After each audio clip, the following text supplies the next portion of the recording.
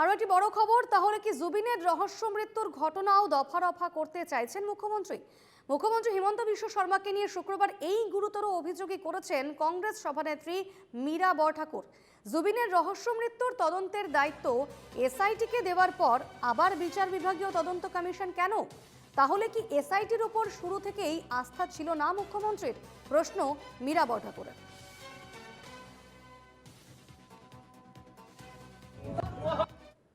কৈছোঁ যে জুবিন গাৰ্গৰ ন্যায়ৰ ক্ষেত্ৰত মুখ্যমন্ত্ৰীয়ে কৈছে যে ৰাজনীতি কৰিব নালাগে। সবাটোতকৈ যদি ৰাজনীতি ইয়াত চলিছে তেওঁৰ ক্ষেত্ৰত চলিছে। মই আপোনাক দুটা কথা খুব স্পষ্টভাৱে ক'ব বিচাৰিছোঁ। যিখিনি সময়ত গোটেই বিশ্বই ট্ৰিবিউট দিছে জুবিন গাৰ্গক, বিশ্বই শ্ৰদ্ধাঞ্জলি দিছে, পাকিস্তানৰ নিচিনা জেগাটো জুবিন গাৰ্গক লৈ পেলাই তাত তাৰমানে শ্ৰদ্ধাঞ্জলি দিয়া হৈছে। সেইখিনি সময়ত অতি দুৰ্ভাগ্যজনক কথা, ৰজি কলিতাৰ স্বাক্ষৰিত গ্ৰাউণ্ড অফ এৰেষ্টৰ যিখন কথা ভাইৰেল হৈছে আজিৰ তাৰিখত, গ্ৰাউণ্ড অফ এৰেষ্টৰ যদি আপুনি চাৰ্টিফাইড কপি কোৰ্টৰ পৰা লয় তেতিয়াহ'লে এটা সুকীয়া কথা, কিন্তু কোৰ্টত আমি খবৰ লৈছোঁ তাত কোনেও চাৰ্টিফাইড কপি বিচৰা নাই। সেই কাগজখন কিয় বাহিৰলৈ ওলাই আহি জনমানসত গোটেই পৃথিৱীক কন্দুৱাই যোৱা সেইজন কিংবদন্তী জুবিন গাৰ্গক কিয় তাতে 6 নম্বৰ কলমত যিটো কথা উল্লেখ কৰিলে এইটো অত্যন্ত গৰ্হিত দুৰ্ভাগ্যজনক কথা, এইটো হোৱা উচিত নাছিলে।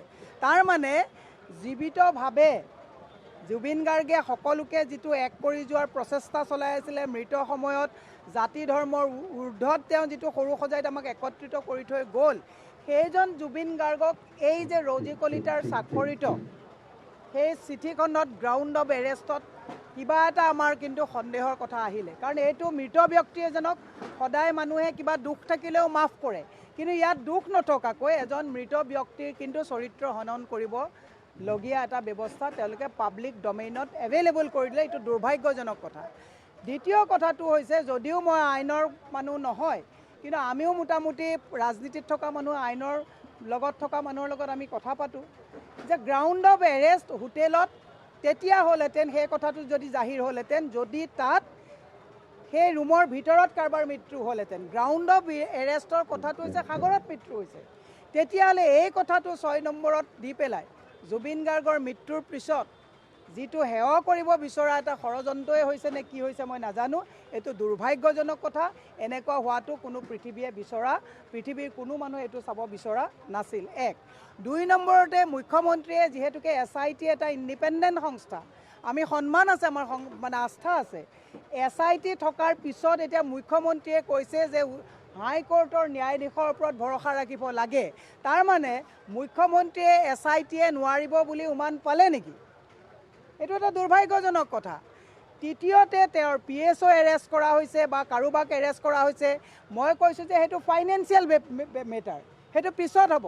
কিন্তু ছিংগাপুৰত তেওঁৰ যিটো জুবিন গাৰ্গৰ মৃত্যু হ'ল, তাত PSOৰ সম্পৰ্কৰ বিষয়টো আমি জানিব বিচৰা নাই। সেইটো পিছত ফাইনেন্সিয়েল ক'ত মানে মিছ ইউজ হৈছে, অপব্যৱহাৰ হৈছে, সেইটো পিছত হ'ব।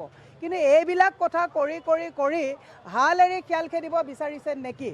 মই সেইকাৰণে সংবাদ মাধ্যমৰ জৰিয়তে অসমৰ প্ৰত্যেককে ক'ব বিচাৰিছোঁ, আমি যেতিয়া বাইট দিওঁ চবেই কয় ৰাজনীতি নকৰিব, বিৰোধীৰ এইবিলাক কথাত প্ৰবল শক্তিশালী ভূমিকা আছে।